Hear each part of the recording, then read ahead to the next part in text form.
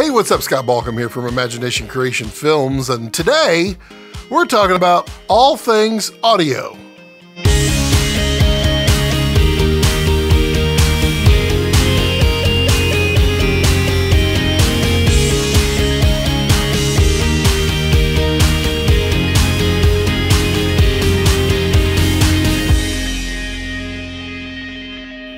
So the world of audio can get complicated fast, but it's actually fairly simple.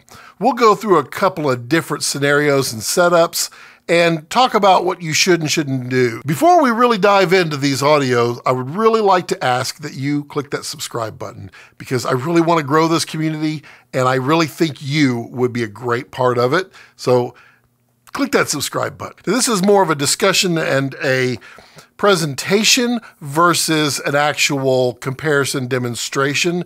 We'll get to that one in another date, but I wanted to give you some ideas on what audio you might need to start shooting some good videos. Sound makes up at least 50% of your videos. And the reason I say that is if you've ever watched a video and you just couldn't stand to listen to the person because the room was echoing or something just horrible, or you couldn't hear them or what have you, it doesn't matter if the guy or girl is a PhD, is the end-all be-all in whatever topic it is. If you don't like what you hear, you won't watch the video. If your audio's great, but it's a really bad far-off video, you might actually watch it just to hear. Audio is very critical to getting a good quality video out there. Now, there are various ways to record audio, and we're going to go through a lot of those.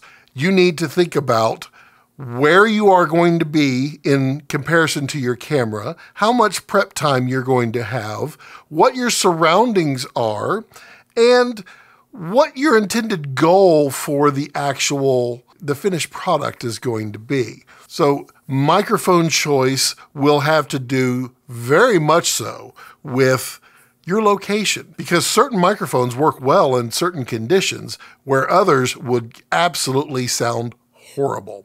So let's go through the microphone choices first. This one is one that a lot of people recognize and they don't really know what it is, but it's called a shotgun microphone. And what a shotgun microphone is, it is a microphone that is tuned in such a way that it only picks up sound that is directly in front of this microphone. This is like a nice cigar. Hey, how you doing? This shotgun, if I'm pointed at the camera, and the camera is the person I'm wanting to record, then right here it's going to have a fairly nice pickup.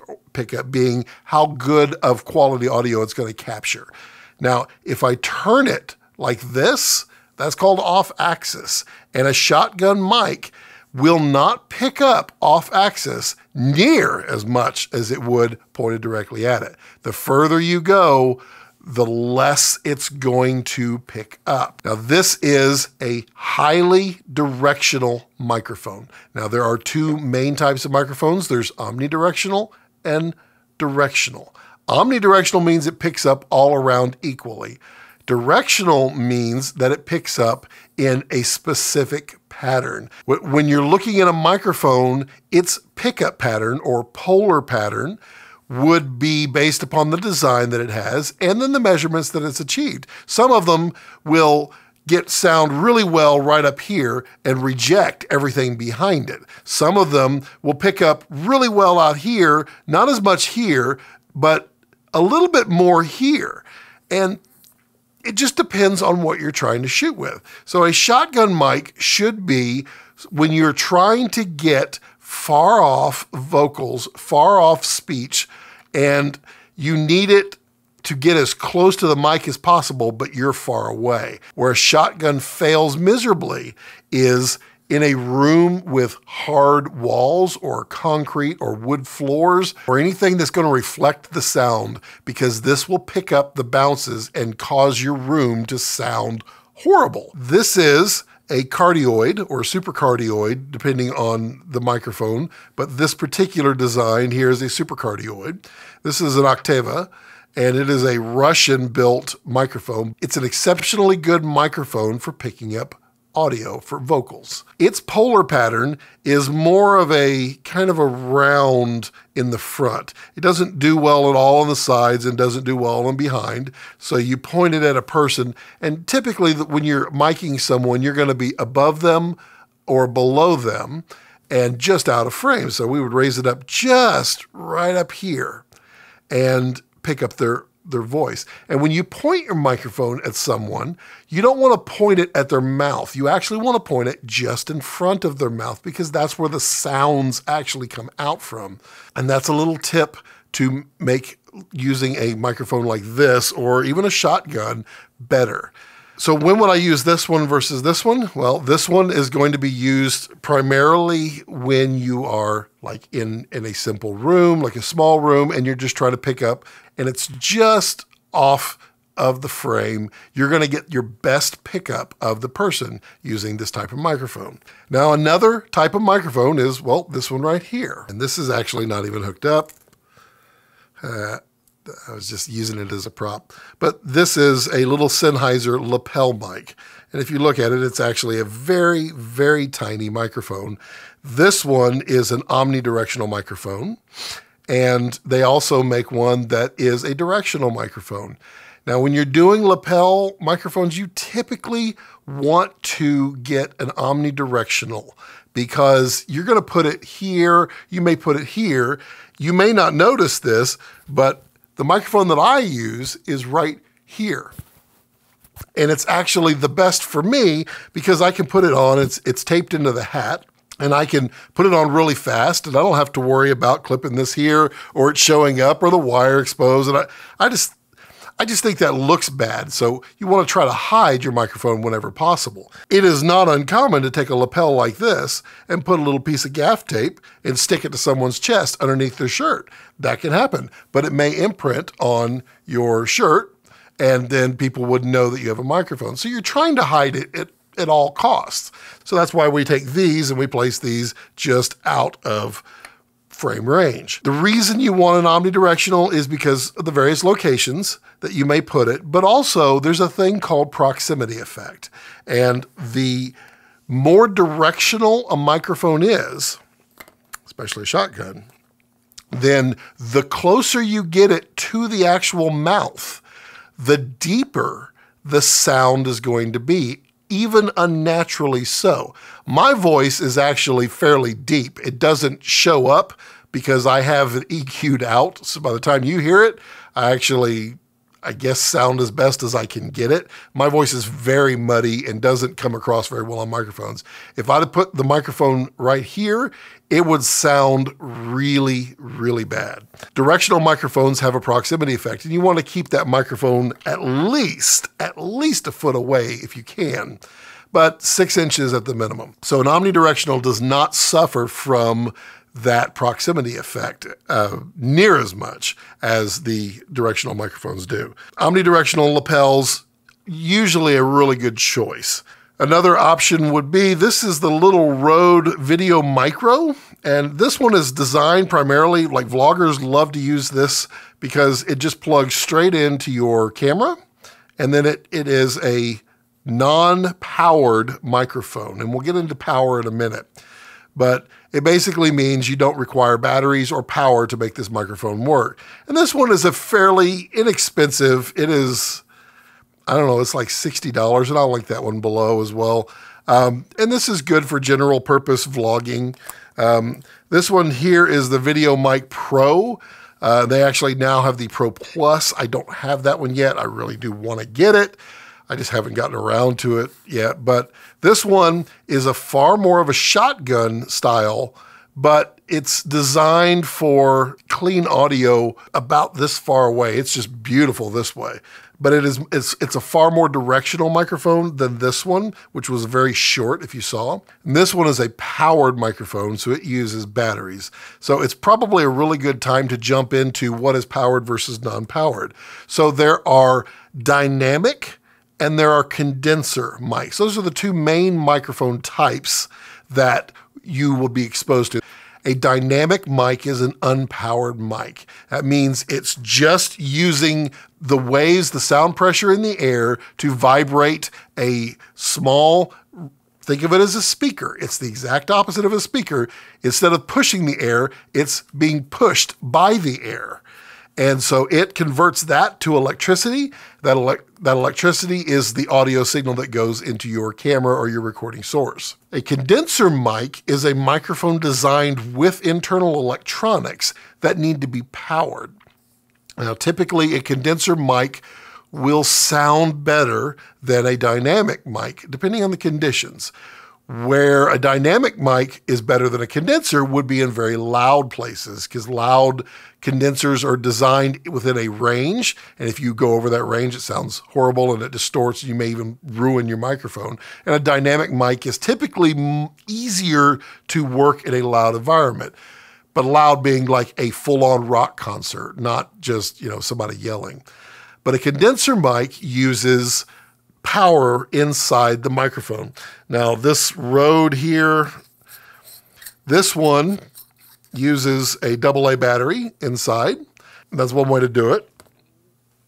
This Video Mic Pro uses a 9-volt battery that installs here, and that's another way to do it. On the more expensive and the higher end, the higher quality equipment, you're going to run into what they call phantom power. And phantom power is 24 volts, but typically it's 48 volts, and it runs down the wire, the microphone cable itself, and powers these microphones. So if you're buying a microphone that requires phantom power, make sure you can either provide it with a AA battery or 9-volt, or that you have a device that is capable of phantom power. Let's talk about recording. How do you get the audio into your camera? Well, some cameras have a microphone jack, and that will work for this type of mic or this type of mic. Electronics are designed to plug right into a microphone jack. The truth is, cameras are designed for picture acquisition, and they're rarely designed for audio acquisition. So it is extraordinarily rare that you're going to get a camera that does good video and good audio. A good example is my very expensive Red Cinema camera. It has audio, but it's not that great. In fact, 99% of the time, you would never record audio into that Red. I record audio just with a little tiny microphone, and then we call that scratch track, and it's just so we can hear it on the actual card. Usually, you're doing external recordings, and we'll get to those recorders here in just 1 second. When you're plugging in your microphone into anything, it's going to hit a preamp first. And the preamp is a very important piece inside the recorder. And typically cameras don't have very good preamps. So they'll get audio and they'll be good for typical use. For a vlogger, it's not a problem. But if you want really nice, clean sound, you're not going to run on the internal preamp. Now, this GH5 that I'm using, I actually use the external audio interface, which has really nice preamps, and it goes on top and it mounts in, and it doesn't plug into the microphone jack. It actually transmits directly into the recorder. So the audio quality on it is above where the microphone jack would be, but it is still not highest quality that you would get. So let's look at other recording options. So this is a very old, is one of my first recorders. And this is an H4n by Zoom. And this is a 4-channel recorder. It's still a really good recorder today. Everybody in the industry knows what an H4n is. They actually have a newer version out which solves some of the problems. But basically, you have 2 microphone inputs. These are XLR inputs. And then right in the middle, they have what's called a TRS, or a microphone quarter-inch jack. It looks like that. A TRS has 3 connections and a standard quarter-inch has just 2. But this would plug in right here in the middle, or the XLR would plug in right there. So this is a really good recorder, and it records fairly nice audio. It's not perfect. So, I mean, there are people that dislike this recorder, but this will be better than a camera. This thing is like $200, but the advantage of this one is it actually has a stereo mic set right up here. So this is really good. So if you're shooting a short film and you wanting to capture your audio of your actor and you've got them mic'd up with a shotgun off in the distance and you have them on a lapel and you've got those fed into here, you need to add background noise into your short film or anything that you're shooting to make it sound natural. Now, if you're a vlogger, it doesn't really matter. You don't care about that. But in a film, if I'm shooting you on a street, I'm trying to record you, but not the street. But later on, again, that sound is so important. I need to put the street back in. So that's where this stereo microphone set works out really well. Set this up. You tell everybody on set, hey, I'm going to do location audio or room tone or room noise. They can call it various things, but what you're doing, you're recording 2 or 3 minutes, sometimes 5 minutes of just the ambient noise. So the street, the traffic, the room air conditioner, anything like that. Getting some good, accurate stereo recording in the background is gonna be great. So one of the things to keep in mind when you're recording is wind, and wind is a killer to audio. If wind blows across these microphone elements, you'll hear and you won't hear anybody talking. So you use a windbreak. And this little windbreak right here is good for about 3 or 4 mile an hour winds. And then you would put a dead cat on top, which is what this is. It looks like a small, I think this is more of a dead rat, but this would go on top, and this gets you up to about 15 miles an hour. Honestly, 10 miles an hour is probably as much as I would go. Another recorder is, and I apologize, I seem to have all Zoom equipment, but this is the H6, and the H6 is a 6-channel. It has 4 microphone inputs plus a front microphone. And the advantage of this one is it is modular. So you can buy, it comes with the stereo pair, but you can also buy a small shotgun for the front if you want.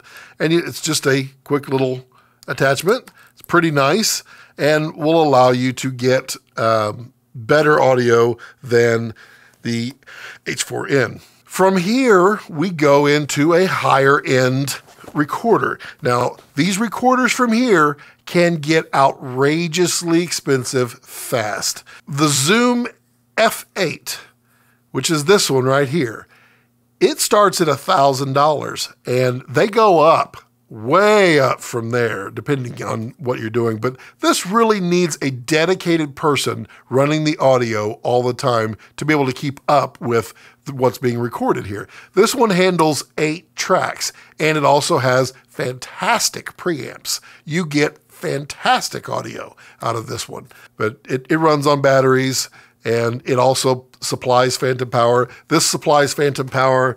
This one even supplies phantom power. So, you know, you don't need to be afraid of phantom power, but you need to be aware of it. These are fantastic, but if you ever see an audio engineer, they're sitting there with a backpack on in the front and they're just looking down, and that's all they're doing the entire time, and they're adjusting as they go. But they may be recording a lapel mic, they may be recording a shotgun, there may be a microphone hidden in a plant right next to the person, there may be 3 other actors who all have lapels, shotguns, or cardioids pointed at them, and other microphones stuck in plants around them, because you need as much audio as you can, because this lapel may not have picked up exactly what you wanted to hear, but the cardioid right here did, or that one that's stuck in a plant may have captured that one thing that you needed. That's versatility. That's where you need many, many channels to get it. But again, that takes a dedicated engineer to do that. We're on the topic of getting that microphone to pop in just right up here. Well, you're not going to have somebody just sitting there holding it. You use what's called a boom pole. And you're going to have this just out of frame, and it gets plugged in via physical cable or maybe wireless if it needs to. And that feeds into like the Zoom recorder itself.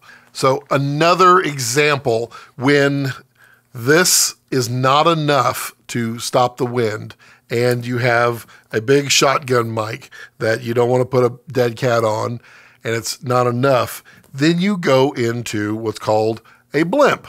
Now, you may have seen these on set, and a blimp is basically, it is a canister that is shock mounted that holds a shotgun mic or a cardioid or whatever you have.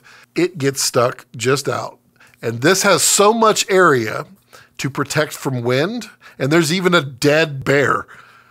I don't know what they would technically call it, but it's huge, and it covers this whole thing with fur like this, and this is something you would use. So this is the wide, wide world of audio, and it is amazingly complex, but it's also very, very simple. And I say simple because this is what I use for my audio. I have the little audio interface on top of my GH5. This, the wireless microphone, plugs right into it, and it goes back to my hat, runs down behind me. There's the wire right there. And so all that recording is coming from here, getting fed into this. This is going back over to there, where another one of these is receiving and going straight into the audio interface. And that's where I get this clean audio. This is a Sennheiser wireless. This is the EW100 series wireless. It's fairly standard out there. This is not what you will find on a film set. On a film set, they're going to be using something that costs 3 times this amount. You know, they need that highest quality. This is a really good quality, and it's far better than some of the smaller ones. Now, there's one that I've been wanting to test out, the Rode Link, I think they call it. It's like $400, but I've heard good things about it. So I want to test that at some point, but that might be a really good wireless option. It's also super easy to set up, I've been told. Hopefully, that shed a little bit of light on the wide, wide world of audio and didn't confuse you too much. Really, you may be just okay with a $60 microphone if that's all you need, or a $300 microphone if that's all you need, or a $500 wireless if that's all you need, or a $200 old recorder that you can probably get on eBay for $100, or a $1,000 Zoom 8-channel recorder if you want to quit your day job and become an audio engineer. Lots of options out there. So, as always, if you have any questions, do feel free to put those in the comment section below. I do read and try to respond to every single comment, even if it's just to say thank you. I would also really appreciate it if you'd click subscribe. I would like to grow this channel, and I think you would be an excellent part of it. If you click that little alert bell next to the subscription, that'll let you know every time I upload a video because you want to know, right? Also, please feel free to check out my Patreon and support me if you want to. That's a link down below, but I would really appreciate that as well. Give me a thumbs up if you like this video because, who doesn't like thumbs up? Hey! So as always, this has been Scott Balkum with Imagination Creation Films, and I like to leave it with my little saying, don't let your passions center around your life, let your life center around your passions.